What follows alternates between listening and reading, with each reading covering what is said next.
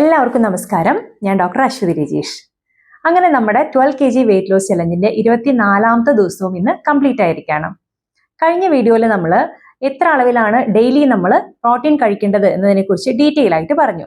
അതിന്റെ കണ്ടിന്യൂവേഷൻ ആയിട്ട് ഇന്ന് നമ്മൾ സംസാരിക്കുന്നത് നമ്മുടെ ശരീരത്തിൽ പ്രോട്ടീൻ എന്തൊക്കെ കാര്യങ്ങളാണ് ചെയ്യുന്നത്, പ്രോട്ടീൻ ഇല്ലെങ്കിൽ അല്ലെങ്കിൽ പ്രോട്ടീൻ കുറഞ്ഞു കഴിഞ്ഞാൽ ശരീരം കാണിക്കുന്ന ലക്ഷണങ്ങൾ എന്തൊക്കെയാണ് എന്നുള്ളതാണ്. നമ്മുടെ വീടുകളൊക്കെ എങ്ങനെയാണോ കല്ലുകളും സിമന്റ് കട്ടകളൊക്കെ വെച്ച് ഉണ്ടാക്കിയിരിക്കുന്നത്, അതേപോലെ നമ്മളെ ശരീരം ഉണ്ടാക്കിയിരിക്കുന്നത് പ്രോട്ടീനുകൾ വെച്ചിട്ടാണ്. കുറച്ചുകൂടി സ്പെസിഫൈ ചെയ്ത് പറഞ്ഞു കഴിഞ്ഞാൽ നമ്മുടെ ഓരോ അവയവങ്ങളും മസിലുകളും സ്കിന്ന്, നഖം, മുടി, എല്ലുകൾ ഇതെല്ലാം ഉണ്ടാക്കിയിരിക്കുന്നത് പ്രോട്ടീൻ ഉപയോഗിച്ചിട്ടാണ്. ഡെയിലി നമ്മുടെ ശരീരത്തിന് പലതരത്തിലുള്ള കേടുപാടുകൾ സംഭവിക്കുന്നുണ്ട്, മുറിവുകൾ സംഭവിക്കുന്നുണ്ട്, ഡാമേജുകൾ സംഭവിക്കുന്നുണ്ട്. ഇതെല്ലാം പരിഹരിക്കുന്നത് പ്രോട്ടീനുകളാണ്. നിങ്ങൾ എൻസൈമുകൾ എന്ന് കേട്ടിട്ടില്ലേ? നമ്മുടെ ദഹനരസം മുതൽ ഒട്ടനവധി എൻസൈമുകൾ നമ്മുടെ ശരീരത്തിൽ പ്രവർത്തിക്കുന്നുണ്ട്. ഇതെല്ലാം പ്രോട്ടീനുകളാണ്. നാഡീവ്യവസ്ഥയെ പോലെ തന്നെ നമ്മുടെ ശരീരത്തെ കൺട്രോൾ ചെയ്യുന്ന ഒരു സിസ്റ്റമാണ് എൻഡോക്രൈൻ സിസ്റ്റം അഥവാ ഹോർമോണുകൾ. ഇവയും പ്രോട്ടീനുകളാണ്. ഇനി ഏറ്റവും പ്രധാനം നമ്മുടെ രോഗപ്രതിരോധ ശേഷിയാണ്. നമ്മുടെ ശരീരത്തിലേക്ക് എന്തെങ്കിലും രോഗാണു കയറി കഴിഞ്ഞാൽ അതിനെ നശിപ്പിക്കുന്നത് നമ്മുടെ ശരീരത്തിലെ ആന്റിബോഡീസ് ആണ്. ഈ ആന്റിബോഡീസും പ്രോട്ടീനുകളാണ്. കൂടാതെ രക്തത്തിലെ ഹീമോഗ്ലോബിൻ, ഫെറിറ്റിൻ, ആൽബുമിൻ, നമ്മുടെ ബ്രെയിനിലുള്ള ന്യൂറോ ട്രാൻസ്മിറ്റേഴ്സ് ഇവയെല്ലാം പ്രോട്ടീനുകളാണ്. കൂടാതെ ശരീരത്തിന്റെ ആസിഡ് ബേസ് ബാലൻസ് നിലനിർത്തുന്നതും ശരീരത്തിലുള്ള വെള്ളത്തിന്റെ അളവ് നിയന്ത്രിക്കണം എല്ലാം പ്രോട്ടീനുകളാണ്. ചുരുക്കി പറഞ്ഞു കഴിഞ്ഞാൽ ശരീരത്തിൽ മസിൽ ബിൽഡ് ചെയ്യുന്നതിന് മാത്രമല്ല പ്രോട്ടീനുകൾ ആവശ്യമുള്ളത്. ശരീരത്തിന്റെ വളർച്ചയ്ക്കും റിപ്പയറിങ്ങിനും എൻസൈമുകളും ഹോർമോണുകളും ഉണ്ടാക്കാൻ വേണ്ടിയിട്ടും രോഗപ്രതിരോധ ശേഷിക്കും തുടങ്ങി ശരീരത്തിന്റെ നിലനിൽപ്പിന് തന്നെ അത്യന്താപേക്ഷിതമാണ് പ്രോട്ടീനുകൾ. ഇനി പ്രോട്ടീനുകൾ ശരീരത്തിൽ കുറഞ്ഞാലുള്ള ലക്ഷണങ്ങൾ എന്തൊക്കെയാണെന്ന് നോക്കാം. ആദ്യം നമുക്ക് മസിലിൽ നിന്ന് തന്നെ തുടങ്ങാം.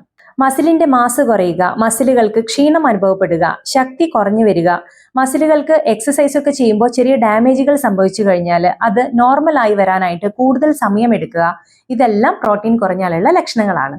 ഇനി മുടിയുടെ കാര്യം എടുത്തു കഴിഞ്ഞാൽ മുടി കൊഴിച്ചിലുണ്ടാവുക, മുടി പെട്ടെന്ന് പൊട്ടിപ്പോവുക, മുടിയുടെ അറ്റം പിളർന്നു വരിക, ഇതുപോലത്തെ ലക്ഷണങ്ങൾ കാണാം.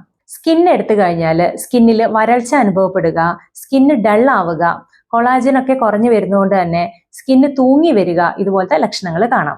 അതുപോലെ നഖം എടുത്തു കഴിഞ്ഞാൽ നഖത്തിന്റെ കട്ടി കുറഞ്ഞു വരിക, നഖം പെട്ടെന്ന് പൊട്ടിപ്പോവുക, ഇവയും കാണാം. പ്രോട്ടീൻ ഡെഫിഷ്യൻസിയുടെ മറ്റൊരു ലക്ഷണമാണ് കാലിലും വയറിലും മുഖത്തും കണ്ണിന് ചുറ്റുമൊക്കെ കാണുന്ന നീർക്കെട്ട്.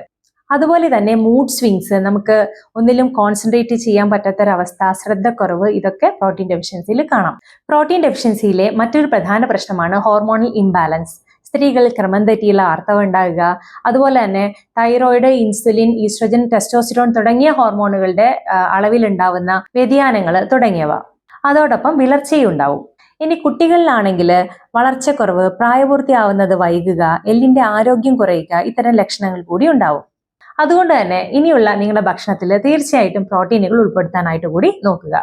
ഇനി നമുക്ക് ഇന്നത്തെ വിശേഷത്തിലേക്ക് പോവാം. രാവിലെ എഴുന്നേറ്റു 3 ഗ്ലാസ് ചെറു ചൂടുവെള്ളം കുടിച്ചു. അതിനുശേഷം 30 മിനിറ്റ് സൂംബ എക്സസൈസ് ചെയ്തു. 9 മണിക്ക് ബ്രേക്ക്ഫാസ്റ്റ് കഴിച്ചു.